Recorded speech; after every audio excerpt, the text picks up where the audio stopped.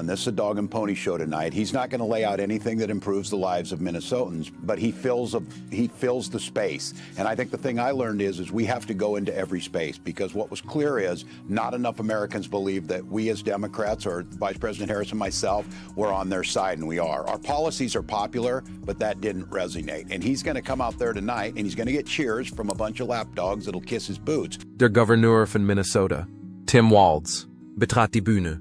Und was er über Donald Trump sagte, machte den ehemaligen Präsidenten absolut sprachlos. Ja, Sie haben richtig gehört, sprachlos. Aber was genau hat Walz gesagt? Und warum hat er so tief getroffen? Tauchen wir ein in die verblüffende Wahrheit, die eine ganze Nation verblüfft hat.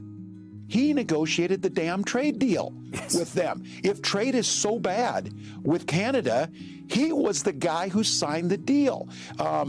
It defies logic. But look, I think this is how he ran business. He stiffed contractors. He stiffed workers. He doesn't pay his bills. He declares bankruptcy. The one thing is, his claim that he's the business president, he is the worst possible business executive that I have ever witnessed. Kommentieren Sie mit 1, wenn Sie unterstützen, was Tim Walz enthüllt hat. Oder mit 0, wenn Sie denken, dass es zu weit ging. Es begann eigentlich ganz harmlos. Tim Walz steht hinter einem Podium und erwartet wahrscheinlich, dass er über Infrastruktur oder die neueste Butterskulptur der Minnesota State Fair sprechen wird. Aber dann tat das Universum sein Bestes. Es bescherte Walz eine Trump-Kundgebung, die wie ein Clownsauto kurz vor den Staatsgrenzen geparkt war. Komplett mit Merch-Zelten, roten Hüten und heißer Luft, die man in Flaschen abfüllen und als Ego-Spray verkaufen konnte. Trump war in die Stadt gerollt wie eine unwillkommene Reality-Show-Wiederholung, die seine üblichen größten Hits ausspuckte. Wie er im Alleingang Arbeitsplätze schuf, Covid mit einem Sharpie kurierte und die Inflation anbrüllte, um sie unter Kontrolle zu halten. Look, let's just name it what it is. The president has no idea how education works. He has no idea how these work. He has no idea how any of this works. I guarantee you, there weren't a lot of parents that went into the voting booth and voted to have their schools undermined. The impact that the move that's being made will have, the detrimental impact on children, individual children that it will have, but it will undermine our ability both from innovation in this country to economics. He wants tampons in boys' bathrooms. I don't think so. Tampons.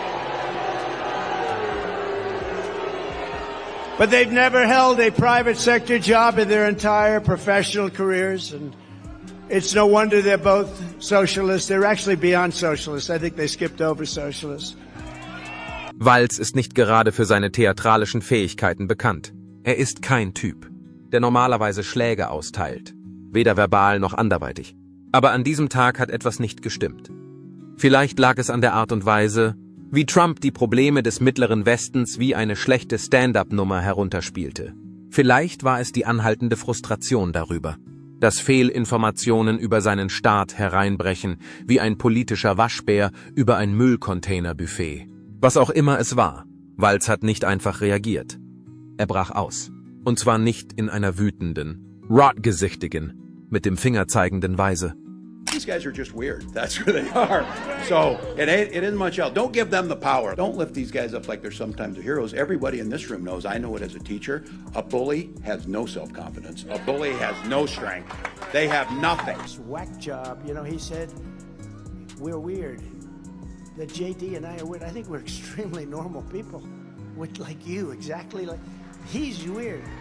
Did you ever see him go on the stage and go like crazy? It's like between his movement and her laugh, there's a lot of craziness. I'd say a step further than weird. Weird is a nice word by comparison. Nein, das war kalter, kalkulierter Minnesota-Schatten, der wie ein Schneepflug auf ein Gartenschild fiel. Das war keine Hetzjagd. Es war ein längst überfälliger Realitätscheck, der mit chirurgischer Präzision und im Tonfall eines enttäuschten Vaters vorgetragen wurde, der genug davon hat, nett zu sein. Timothy Walz, ja, der bescheidene und geradlinige Gouverneur aus dem Mittleren Westen, der anscheinend an Wochenenden die Little League trainiert und Staatsbürgerkunde unterrichtet, hat gerade einen so präzisen verbalen Luftangriff gestartet, dass Trumps Perücke unter Zeugenschutz gestellt wurde. Donald Donald Trump's reckless action cut off funding to law enforcement, farmers, schools, childcare, veterans, and healthcare. While he was out golfing, he threw the country into crisis. This is not bold, it's not leadership, it's stupid, buffoonish, childish of exactly what they did. Childcare providers across the state, law enforcement, our prisons, things that we count on, individuals on Medicare, things that we know matter to people's lives. This is not Trump's stakes. This is the state of Minnesota and its people's lives. Wenn es Ihnen gefällt, abonnieren Sie es bitte. Und nein, dies war kein höflicher politischer Disput, der auf glutenfreiem Toast serviert wurde. Dies war ein vollwertiger, mit Mais gefütterter, logischer Schlag, der Trump wie eine Bratwurst am 4. Juli auf einem Lagerfeuer von unverkauften Magerhüten röstete. Und was war der Grund für diese glorreiche Kernschmelze im Mittleren Westen? Oh, Trump ist eben Trump. Und das ist eine wilde Mischung aus Verblendung, Selbstbeweihräucherung und Geschichtsrevisionismus. Donald Trump also said, instead of being like Ronald Reagan and standing up to the Russians and their expansion, Donald Trump told the Russians, do whatever the hell you want to one of our allies as they rolled into the Ukraine. And just today, we learned a little bit more about what he said. There's news reporting that Donald Trump has had as many as 7 private phone calls with Vladimir Putin.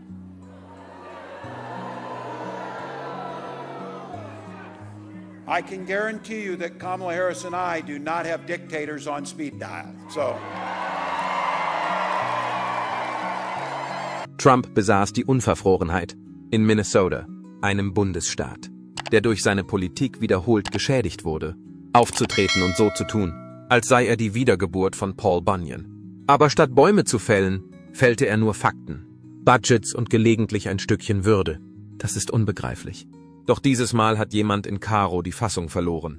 Und Tim Walz hat nicht einfach sofort zurückgeschlagen. Er marinierte seine Widerlegung in Sarkasmus, kochte sie langsam in der Wut des Mittleren Westens und servierte sie kochend heiß auf einem Tablett der politischen Realität.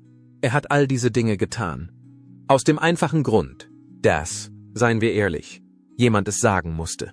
Wenn es nicht der rückgratlose Pöbel im Kongress sein würde, dann könnte es genauso gut der Mann sein, der tatsächlich weiß, wie man ein Datendiagramm und einen moralischen Kompass gleichzeitig liest, um die Entscheidung zu treffen. Walz begann damit, seine Aufmerksamkeit auf Trumps Markenzeichen zu lenken, nämlich die Behauptung, dass alles, was gut, schlecht oder auch nur mittelmäßig ist, auf sein Konto geht. Indem er wie ein Messias der C-Liste von einer goldenen Rolltreppe herabsteigt, behauptet Trump, dass er persönlich die Freiheit gebracht, Arbeitsplätze erfunden und jede Krankheit geheilt habe. Er behauptet auch, dass er persönlich Arbeitsplätze erfunden hat. Auf diesen Zirkus antwortete Walz mit dem rhetorischen Äquivalent eines Pfannkuchens, den er Trump vor die Nase hielt und fragte, wo ist der Sirup der Wahrheit? Er präsentierte Quittungen, und zwar nicht solche, die auf Twitter geteilt werden, sondern tatsächliche Daten, wie zum Beispiel solche, die zeigen, wie Trumps Handelskrieg die Landwirtschaft im Mittleren Westen so stark geschädigt hat, dass sich Mais buchstäblich arbeitslos gemeldet hat. Donald Trump sees the world a little differently than us. First of all, he doesn't know the first thing about service.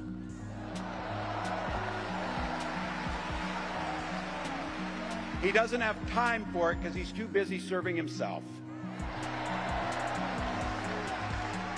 Again and again and again, Trump weakens our economy to strengthen his own hand. Dieselbe Wirtschaft, die Trump zu retten prahlte, während die Landwirte in Minnesota durch Zölle ruiniert wurden, die so dumm waren, dass sogar Taschenrechner aus Protest aufschrien.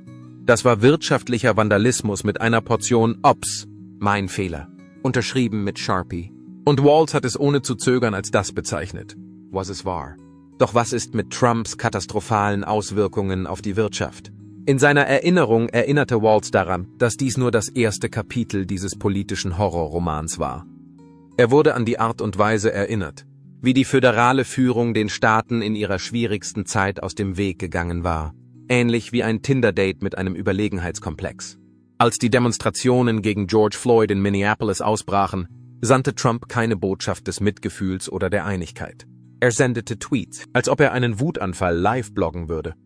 Er nutzte das Leid einer ganzen Stadt als Kulisse für eine Flex, und das war sehr effektiv. Und Walz der tatsächlich vor Ort war, hatte die Dreistigkeit, darauf hinzuweisen, dass es vielleicht, nur möglicherweise, kein Beispiel für Führungsstärke ist, jede Tragödie in einen Wahlkampfgag zu verwandeln.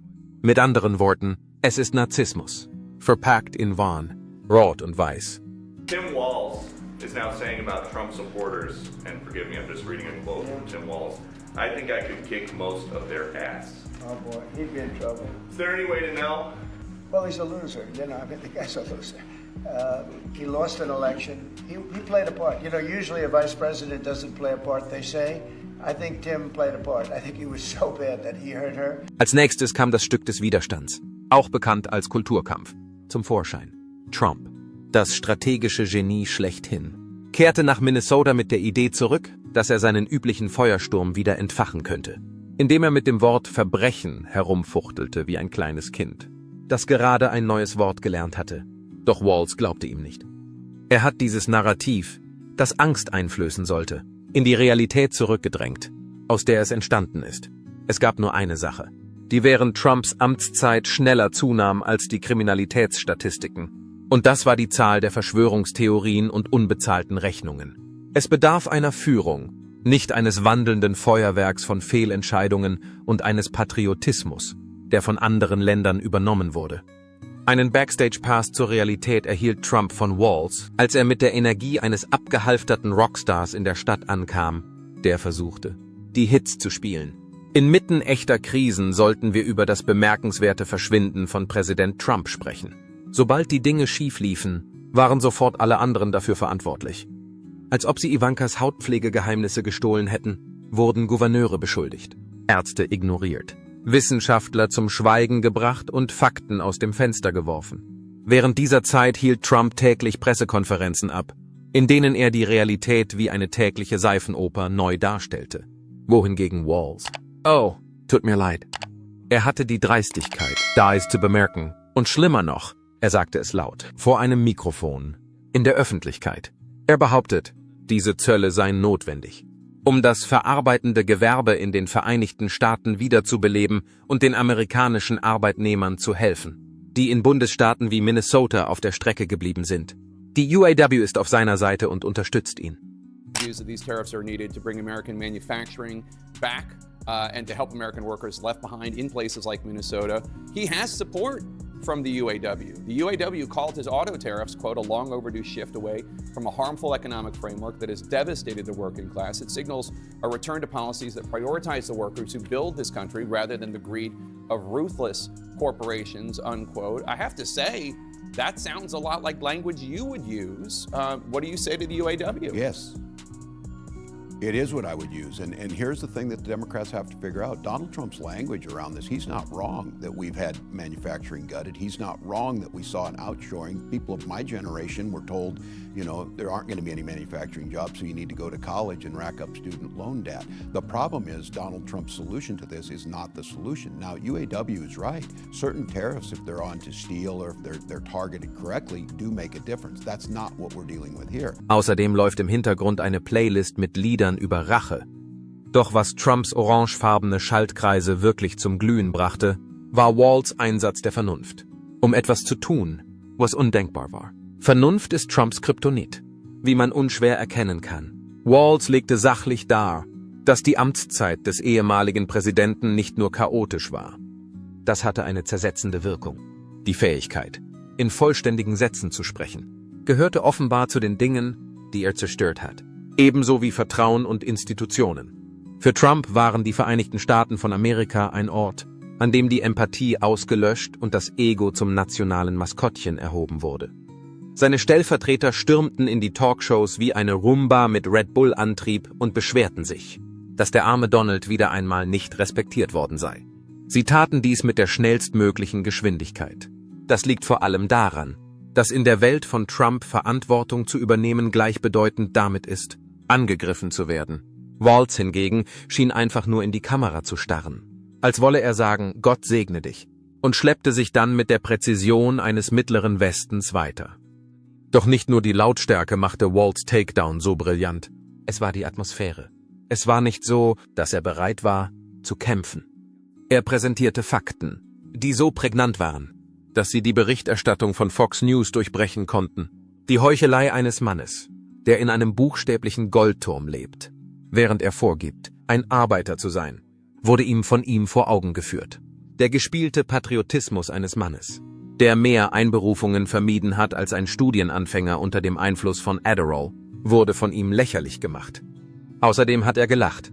Ja, ich habe über die Absurdität gelacht, so zu tun, als ob Trump einen anderen Plan hätte, als mich wieder einmal wichtig aussehen zu lassen. And make no mistake, violent crime was up under Donald Trump.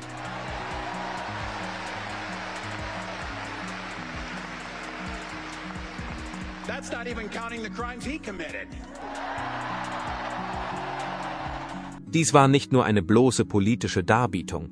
Dies war einer der seltenen und köstlichen Momente, in denen jemand endlich sagt, was alle denken, aber nicht den Mut, das Kamerateam oder das öffentliche Amt haben, um es von den Dächern zu schreien. Tim Walz hat das amerikanische Volk darauf aufmerksam gemacht, dass es nicht ausreicht, etwas laut zu schreien und dabei einen roten Hut zu tragen, um es wahrzumachen. Und die Tatsache, dass Trump behauptet, er habe gewonnen, bedeutet nicht, dass er nicht in Wirklichkeit mehrfach vor Gericht unterlegen ist. Das Vermächtnis der Lügen, das Trump hinterlassen hat, zerfiel jedes Mal ein bisschen mehr, wenn Walz Fakten anführte. Stattdessen wurde er vor einem Publikum aus Milchbauern, Lehrern und einer ausreichenden Anzahl von Müttern, die passiv-aggressiv waren, um eine Flotte von Narzissten emotional zu demontieren, politisch gedemütigt. Walz erlaubte Trump, den Raum zu betreten, während er seinen typischen Mantel falscher Angeberei trug, und dann brachte er gnädigerweise die Fackel der Logik und Verantwortlichkeit auf die Situation. Lassen Sie uns kein Blatt vor den Mund nehmen. Trumps erfolgreichste Lieder sind nichts anderes als Karaoke der Echokammer. Baut die Mauer, räumt den Sumpf und steckt sie hinter Gitter. Eine künstliche Intelligenz, die nicht richtig funktioniert, hat ein politisches Mad Libs Buch geschrieben. Sein Auftritt wird jedoch völlig zunichte gemacht, wenn er mit einer echten Führungspersönlichkeit konfrontiert wird, die tatsächlich die Verfassung liest, anstatt sie als Achterbahn zu benutzen. Theatralik war für Walz nicht nötig. This room should be full of the people who fly the don't tread on me flags because Trump wants to tread all over your personal freedoms when we're the ones saying, not on our watch, not on our watch. Sein Ton war ruhig. Er hatte Fakten und er strahlte die Art von Selbstvertrauen aus, die entsteht, wenn man tatsächlich tut, was man tun soll. Dieses Anliegen ist nicht auf eine einzelne Rede beschränkt. Es geht darum, einen Wandel herbeizuführen. Trump hat sich viel zu lange wie der lauteste Mensch in der Bar verhalten, der sich über die Vernunft hinwegsetzt, abweichende Meinungen übertönt und annimmt, dass Lautstärke gleichbedeutend mit Wert ist. Dennoch hat Tim Walz nicht geschrien. Er enthüllte die Wahrheit, die Schichten des Mythos. Trump wurden aufgedeckt, und er erinnerte das amerikanische Volk daran, wie ein wahrer Führer klingt, jemand, der nicht lügt, der nicht ablenkt und der nicht die Hilfe eines Branding-Beraters benötigt, um sich bestätigt zu fühlen. Infolgedessen ist Trump nun erschüttert, an der schieren Menge der Presseerklärungen, die er wahrscheinlich mit Buntstiften verfasst, kann man erkennen, dass etwas nicht stimmt. Außerdem wird die MAGA-Welt verrückt und schreit ins Leere, ähnlich wie bei einer unerwarteten Wendung, die sie in einer Reality-Show nicht vorausgesehen haben. Denn jeder einzelne von ihnen ist sich in gewisser Weise bewusst, dass Walz keine linksradikale Karikatur ist. Er ist einfach nur ein Mann, der es satt hat, so zu tun, als ob die neuen Kleider des Kaisers keine ausgeklügelte Steuerabschreibung wären. Und es besteht die Möglichkeit, wenn auch nur eine geringe, dass der Rest der Nation Walz' Strategie nutzen wird. Wenn Sie also wissen wollen, warum Tim Walz abgehauen ist, hier ist die Antwort. Weil es jemand tun musste. Being at McDonald's, he looks much more like Ronald McDonald than the clown that he actually is.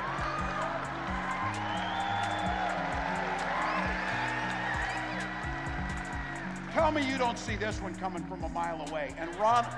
And Ronald wears less makeup. You saw it coming. You saw it coming. That restaurant wasn't even open. It was a stunt. Fake orders for fake customers.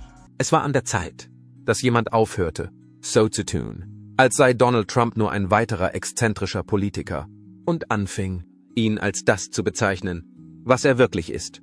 Ein abschreckendes Beispiel in einem Geschäftsanzug. Und ausnahmsweise war diese Person mit einem Mikrofon, einem Podium und einem bis zur Wildheit aufgedrehten Minnesota Nice ausgestattet. Trump ging in der Hoffnung auf Beifall hinein. Aber er ging mit einem verbalen Souvenir, das sein Ego noch mehrere Monate lang quälen wird. Und um die Wahrheit zu sagen, es wurde auch Zeit. Trump sollte jetzt vielleicht einen Therapeuten aufsuchen. Oder noch besser. Er sollte sich ganz von Minnesota fernhalten. Aber wenn ein Gouverneur aus dem Land der Schneestiefel und der passiv-aggressiven Freundlichkeit das Drehbuch umdreht und zur verbalen WWE übergeht, wirkt das von Trump so verehrte Scheinwerferlicht plötzlich eher wie ein forensisches Licht, das jeden Riss in seinem sorgfältig geschälten Ego beleuchtet. Das liegt daran, dass der Gouverneur ein Staat ist, der für seine Freundlichkeit und passive Aggressivität bekannt ist. Es gab kein Wahlkampfkonfetti oder billige Beifallsbekundungen, die Tim Walz zu dieser Veranstaltung mitbrachte. Er kam mit etwas, das wesentlich unheimlicher war. Beweise, Belege und die emotionale Energie jedes Amerikaners, der seinem Onkel jemals erklären musste, warum Bleichmittel kein Impfstoff ist, sind in dieser Sammlung enthalten. In letzter Zeit hat Jim den Tim Walz in Saturday Night Live gespielt. Und das wird hoffentlich ein sehr kurzer Auftritt sein. Jim. Aber es war lustig, solange es dauerte, nicht wahr? Mal sehen, wie lange das anhält. Es sollte besser schnell gehen. Wir wollen ihn nicht. Und ich werde nichts mehr sagen. Aber leider ist Gouverneur Walz selbst hier anwesend. Aber keine Sorge. Er wird sagen, dass ich früher dachte, die Demokraten wären verrückt, weil sie sagten, dass Männer ihre Periode haben. Aber dann habe ich Tim Walz getroffen. Und damit hat Walz der Menge etwas geboten, was Trump nie hatte, echte, ungefilterte Katharsis-Erfahrungen. Endlich hat jemand seine Katharsis zum Ausdruck gebracht. Ganz ohne Parolen und Großschreibung. Nur mit einem verbalen Kraftakt der Wahrheit, der direkt auf die orangefarbene Fassade gesprüht wird. Es geht nicht mehr nur um Sticheleien. Durch die Verwendung einer Metapher, die schmerzlich genau ist, verursachen sie eine Erosion Stück für Stück. Braten für Braten. Das Image von Donald Trump ist nicht nur angeschlagen. Während einer Hitzewelle in Florida blättert es ab wie eine falsch aufgetragene Spraybräune. Es ist immer noch der Kaiser, der stolziert. Gewiss, aber die Fäden beginnen sich zu entwirren. Und dank Walz sind die Vereinigten Staaten von Amerika der Wahrheit, die sich hinter all dem Getöse verbirgt, gerade einen Schritt näher gekommen. Und falls Sie sich wundern, es ist nicht schön. Ist Tim Walz der erste von vielen, der sich endlich zu Wort meldet, ohne Angst? Oder ist dies nur ein weiterer politischer Trick in einer Welt, die süchtig nach Kontroversen ist? Sagen Sie uns in den Kommentaren, war Trump wirklich sprachlos oder plant er nur seinen nächsten Schritt? Vergessen Sie nicht, dieses Video zu mögen, es zu abonnieren, um weitere aktuelle Informationen zu erhalten und die Glocke einzuschalten, damit Sie die nächsten Ereignisse nicht verpassen.